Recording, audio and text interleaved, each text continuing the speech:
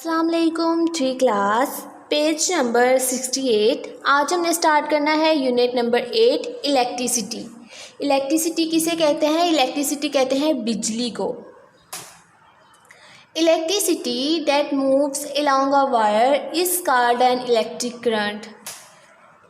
ऐसी इलेक्ट्रिसिटी जो किसी वायर के अंदर से गुज़रती है उसे इलेक्ट्रिक करंट कहते हैं। इलेक्ट्रिसिटी जो किसी वायर के अंदर से गुज़रती है उसे कहते हैं इलेक्ट्रिक करंट।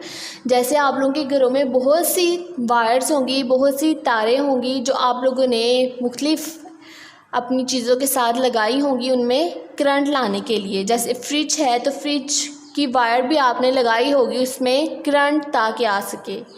तो इलेक्ट्रिसिटी जो किसी वायर में से गुज़रती है उसे कहते हैं electric current. And electric current can flow only through certain materials. और इलेक्ट्रिक करंट सिर्फ कुछ ही मटीरियल्स होते हैं जिनके अंदर से, कुछ ही मवाद होते हैं जिनके अंदर से इलेक्ट्रिक करंट गुज़र सकता है, फ्लो कर सकता है, बह सकता है। Conductors and insulators. Some materials like metal and water let electric current flow through them easily. कुछ मवाद ऐसे होते हैं जैसे मेटल और वाटर जो कि अपने अंदर से इलेक्ट्रिक करंट को गुजरने देते हैं। कुछ मवाद ऐसे होते हैं जो अपने अंदर से इलेक्ट्रिक करंट को गुजरने देते हैं आसानी से, उन्हें हम कहते हैं conductors. They are called conductors. Some materials like metal and water let electric current flow through them easily. They are called conductors. और ऐसे मटीरियल्स जिनके अंदर से इलेक्ट्रिक करंट नहीं गुजर सकता आसानी से उनको कहते हैं इंसुलेटर्स।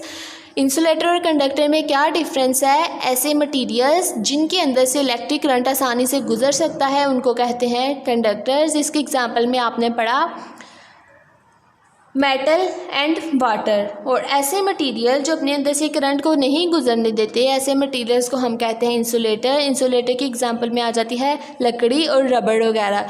लकड़ी के अंदर से आपको पता है करंट नहीं गुजर सकता, रबड़ में से भी करंट नहीं गुजर सकता, तो इन्हें हम कहते हैं इंसुलेटर।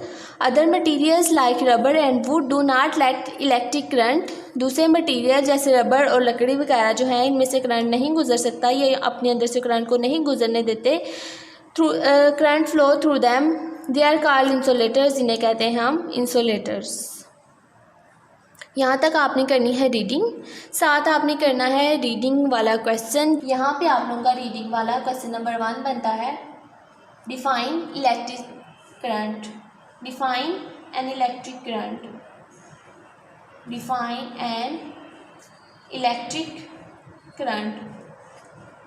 ये क्वेश्चन आप लोग अलग से अपनी नोटबुक्स पे भी राइट कर लें।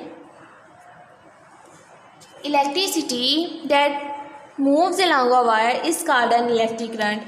ये आप लोगों ने ऐसे अपनी नोटबुक्स पे क्वेश्चन जो है वो राइट कर लेना है। रीडिंग क्वेश्चन नंबर 1 है, लिखना है define an electric current. Electric current, electricity that moves along a wire is called an electric current. किसी वायर के अंदर से जो इलेक्ट्रिसिटी गुजरती है उसे कहते हैं इलेक्ट्रिक करंट। ये क्वेश्चन आप लोगों ने लर्न भी करना है और राइट भी करना है। डायरी राइट कर लीजिए। Page number 68 half reading plus reading question number 1 learn plus right.